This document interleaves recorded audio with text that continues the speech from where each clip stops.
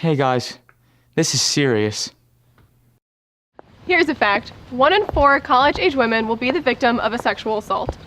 And 75% of women raped in college are intoxicated. Those are national statistics, and that's pretty scary.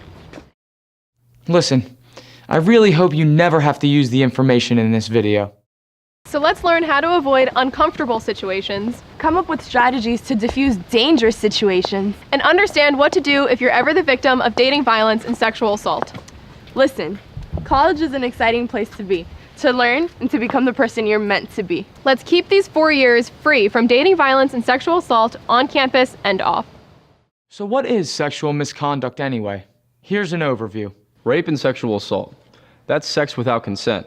And here's a biggie. If you're drunk, you cannot give consent. Non-consensual sexual contact. That's touching, any touching, without consent. Sexual exploitation. That's taking video or images of sexual activity without consent from everyone involved, or even just looking at images captured without the consent of all involved. Sexual harassment. That means any unwelcome sexual attention or sexual advances, be they verbal, visual, texting, or by physical contact. And any other discrimination or harassment based on sex or gender. Pretty much anything you do of a sexual nature that the other person doesn't explicitly or verbally invite.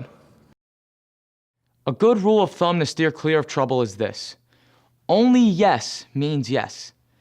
Let's look at 2 situations that would constitute sexual misconduct.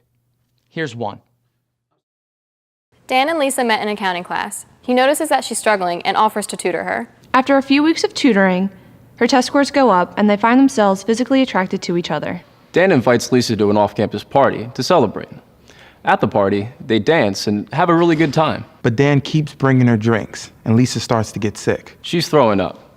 So they find a room where she can lie down. The room is spinning. When Lisa wakes up, she tells Dan she's ready for him. They have sex. The next morning, Lisa wakes up alone, wondering why her clothes are off. Later on, her roommate helps her remember what happened. Lisa tells her roommate that she didn't want to have sex and feels that she was raped. Even though Lisa told Dan she wanted to have sex with him, because she was under the influence at the time, she is considered to be impaired. She cannot legally give consent.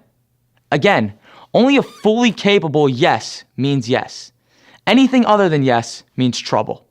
Cyberstalking is a form of sexual misconduct too. Here's another situation. Alex and Brittany were hooking up early in the first semester and were exclusive until Thanksgiving, when Brittany decided she was over him and she moved on. But they often showed up at the same parties, where Alex would text her repeatedly and threaten to follow her if she left with any other guy. That is harassment. You can't stalk someone and interfere with his or her life because you want to be in a relationship. Harassment includes abusive texting, cyberstalking, social media posts, all of that. You should think about how you can avoid getting into bad situations like these. But if you are a victim of sexual misconduct, and I hope you never are, what should you do? Who should you talk to? As a community of learners with one of its core values being that of respect, Cabrini is fortunate to have a sexual misconduct and sexual harassment policy. You can find it on the policies page of the website. The policy says that if you find yourself in a situation like those we've just discussed, or if you feel that you're the victim of sexual assault or harassment, you should report the offending behavior to any campus security authority, a coach, a staff member, a faculty member, or a public safety officer. You can also report the issue directly to Cabrini's designated Title IX administrator, the Director of Human Resources. There are a few more things we should mention before we wrap up. First of all, bystander intervention. Studies show that the presence of a bystander who speaks up reduces the likelihood of rape by 44%. If you see something going on, you've got to act. It is not okay to look the other way or say it's someone else's problem. Do the right thing. Get involved. That means guys, girls, friends, acquaintances, teammates, everyone in the community, especially if alcohol is involved. Guys, speak up. Help change attitudes about violence against women. Talk about it with your peers. Discuss dating and domestic violence. Sexual assault and alcohol, stalking and cyberstalking. Just one incident can ruin your future, whether you're a guy or a girl. Seriously. You don't want to go there.